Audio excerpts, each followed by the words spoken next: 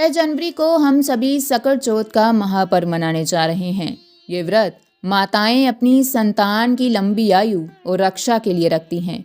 लेकिन दोस्तों, क्या आपने कभी गौर किया है कि इस व्रत की पूजा में एक बहुत अजीब रस्म निभाई जाती है। शाम को पूजा के समय तिल और गुड़ को कूटकर एक तिलकुटा बनाया जाता है, जिसे कई जगह तिल का बकरा भी कहते हैं। और फिर घर के बेटे या किसी पुरुष से उसे ध्रुवा या चांदी के सिक्के से कटवाया जाता है। सोचने वाली बात है ना? भगवान गणेश की पूजा जो इतनी पवित्र और सात्विक होती है, उसमें ये काटने या प्रीतात्मक रूप से बलि देने जैसी रस्म क्यों?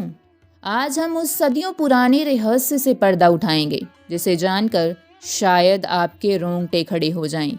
यह कहानी है एक माँ की तड़प की, एक राजा के क्रूर आदेश की और सकट माता के सबसे बड़े चमत्कार की। तो वीडियो को अंत तक ध्यान से सुनिएगा। स्वागत है आपका संस्कृति पर।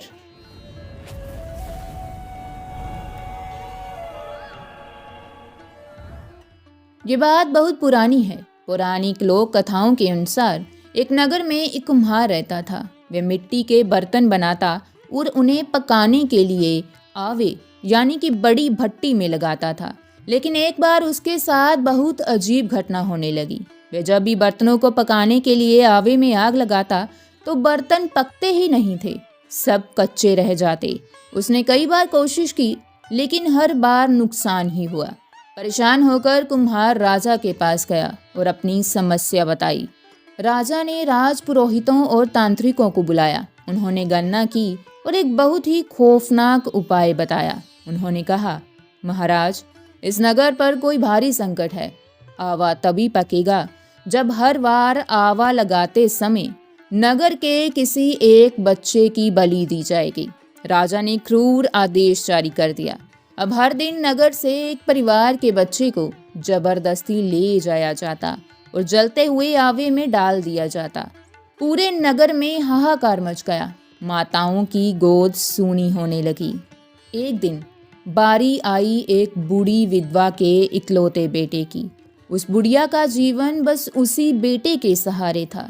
जिस दिन उसके बेटे को ले जाने के लिए सिपाही आए, संयोग से उस दिन माघ मास की कृष्ण पक्ष की चतुर्थी यानी सकट चौथ थी।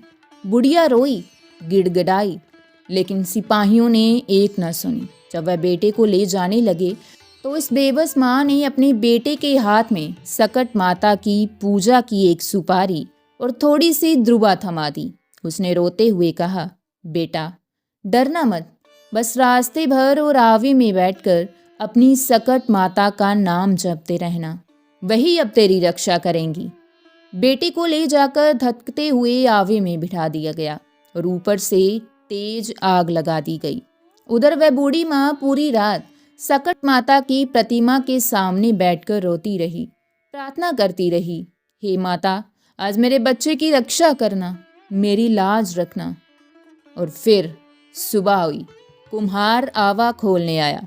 उसे लगा हमेशा की तरह सब राख हो गया होगा, लेकिन जैसे ही आवे का ढक्कन हटा, उसकी आंखें फटी की फटी रह गई।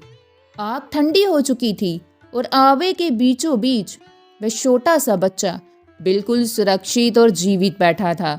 उसे खरोच तक नहीं आई थी। और तोर आवे में रखे सारे मिट्टी के बर्तन पककर सोने के बन गए थे।